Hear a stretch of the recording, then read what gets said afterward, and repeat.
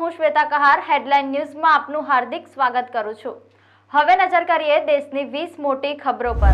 MP, Rajasthan સહિત 10 રાજ્યોમાં truck bus ડ્રાઈવરોની હડતાળ। અનેક જગ્યાએ વાહન વ્યવહાર થંભી ગયો। પેટ્રોલ પંપ પર લાંબી કતારો લાગી। મોદીની અપીલ 22 જાન્યુઆરીએ અયોધ્યા ન આવતા। કહ્યું આનાથી વ્યવસ્થા બગડશે। 550 વર્ષ રાહ જોઈ, થોડા વધુ દિવસ જોઈ લો। આજે તમિલનાડુના પ્રવાસે પીએમ મોદી 19,850 કરોડ રૂપિયાની આપશે ભેટ। ફિલ્મ સ્ટારના વેનિટી વાન જેવો રામરથ બિહાર ભાજપના અધ્યક્ષ લવકુશ યાત્રા કાઢશે। ટીવી સોફા સાથેની બસમાં કરશે રામ મંદિરનો પ્રચાર। અયોધ્યા રામ મંદિર માટે મૂર્તિની થઈ પસંદગી। સુપ્રસિદ્ધ મૂર્તિકાર અરુણ યોગીરાજે કંડારેલી મૂર્તિ થશે ગર્ભગૃહમાં વિરાજમાન। રામ મંદિર પ્રાણ પ્રતિષ્ઠાની દિવાળીની જેમ ઉજવણી। બીએપીએસની હરિભક્તોને ઘરે ઘરે તોરણ દીવડા કરવા। આરતી સમયે હાથમાં દીપ લઈ મહાઆરતી કરવા હાકલ। જાપાનના ભૂકંપમાં 30ના મોત। 7 કલાકમાં 70 વાર ધરાધ્રુજી। ભૂકંપ બાદ ગંભીર સુનામીનો ખતરો।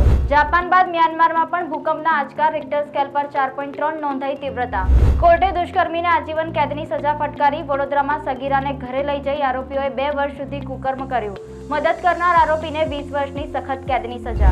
રાજકોટના ઇન્ટરનેશનલ એરપોર્ટનો રનવે 960 મીટર લંબાવવા સરકાર પાસે જમીન માંગી। મંજૂરી બાદ ટેન્ડર પ્રક્રિયા। વડોદરામાં જ 80% પતંગોનું ઉત્પાદન। મકર સંક્રાંતિને લઈ બજારોમાં પતંગ દોરીનું વેચાણ શરૂ।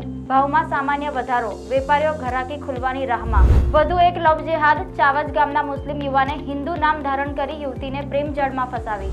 ટ્રક ડ્રાઈવરોના હડતાળની માઠી અસર ખેડૂતોને પહોંચી। હિંમતનગરમાં શાકભાજીનો ભરાવો થતા ભાવ ગગડ્યા। સીમા હૈદરે એક ઇન્ટરવ્યુમાં ખુલાસો કર્યો કે તે સચિનના બાળકની માતા બનવા જઈ રહી છે, તો બાળકને ક્યાંની નાગરિકતા મળશે તે મોટો પ્રશ્ન। ગાંધીનગર ગિફ્ટ સિટીમાં ફિલ્મફેર એવોર્ડનું આયોજન થઈ શકે છે।